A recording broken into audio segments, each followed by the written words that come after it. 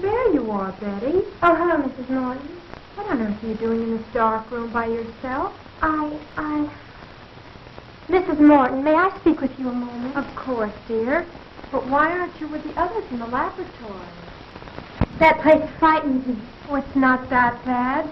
Although I admit it's a bit gloomy. And that horrible mechanical man. I can't stand to look at it any longer. You're overwrought, Betty, dear. There's nothing horrible about a mechanical man. Frank has been working on it for 2 years now. And Jim has been helping us for a year. I know, Mrs. Morton. And I don't approve of James going any further with his experience. But why, dear? Oh, I know it's silly of you to feel this way. It's not everything was so weird. Haven't you ever thought that something was going to happen to you? Something you know is going to be terrible? And yet you can't explain what that something is. Are my family still around? I don't know. But somehow I have a feeling I'll never marry him. Why, Betty, I've never heard you talk this way all the time I've known you. Is the wedding date set for tomorrow? Yes, sir. Oh, Mrs. Morton, you don't suppose anything has happened to James, do you? I mean, could anything possibly go wrong with the experiment tonight? Of course not, dear. Why are you afraid, Betty? I don't know.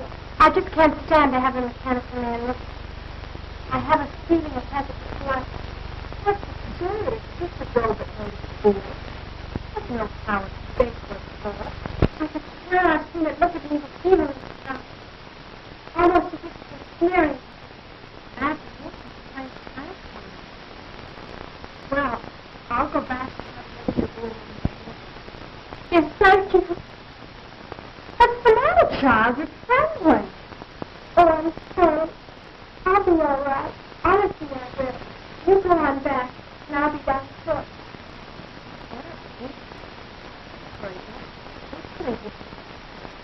I'm sorry, Mrs. Blair. I'll be my brother. You go on. That's it. Sorry, Diana.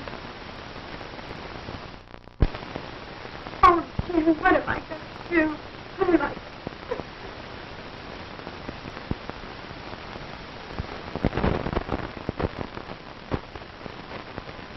There we are. Now that should be just about it. Gee, Pop, will you work now? I hope so, son. Oh, Uncle Frank, are you going to make him walk? Yes, in a few moments, Janet. Oh, I'm so excited. Good. Will he be able to talk too, Uncle Frank? Of course not, silly. Uncle Frank told you that 20 times yesterday. No, Mary's right, Janet. You see, this is just a mechanical man. He won't be able to talk. That's about the only thing he won't be able to do, though, Janet. You're right, John. The doctor's mechanical man will be able to do about everything a human being can do, except talk. How do you feel now that your work is about completed, Frank? Wonderful, Jane.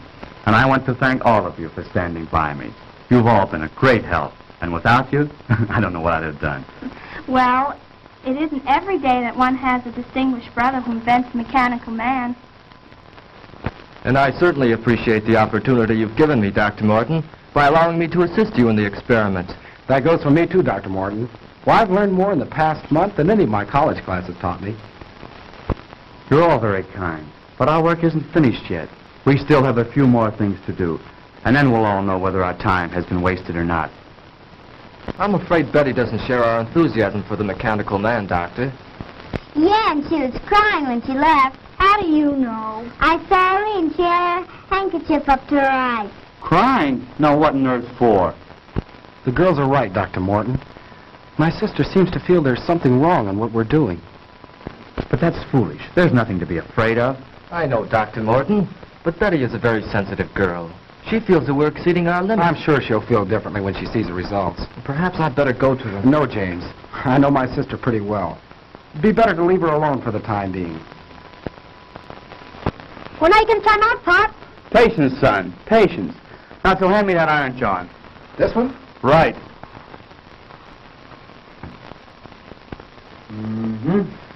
Won't be long now. When do you think you can try it out, Frank? Just as soon as Mrs. Morton returns. By the way, James, where's Betty? She went upstairs a few minutes ago, Dr. Morton. Said she had a headache. Gosh, she's going to miss all the excitement. Well, when we're ready, you can go get her, Barry. You bet I will, Pop. Oh, hi, Mom. Hello, Barry. Have you seen Betty, Mrs. Morton? Yes, I just left her. She said she'd be up in a minute. They were just telling us Betty disapproves of our experiment. Oh, I think the storm has her on edge. She was much calmer when I left. Is there anything I can do? No, James. It's just a case of nerves, I think. Anyhow, let's give her a few more minutes alone. Well, if you think we should. We're just about finished, Madge. Won't it be wonderful to see a mechanical man move around, Mary? I suppose you'll let him help you do the dishes. I think your uncle would like that better than I would, Janet. Sometimes think that's why you invented a mechanical man. Oh, now, Madge. Well, you do hate doing little odd jobs, Frank. Well, if Frank's experiment is successful here tonight, none of us will have to worry about any odd jobs again. I can't say that I'd mind having a mechanical man in my business.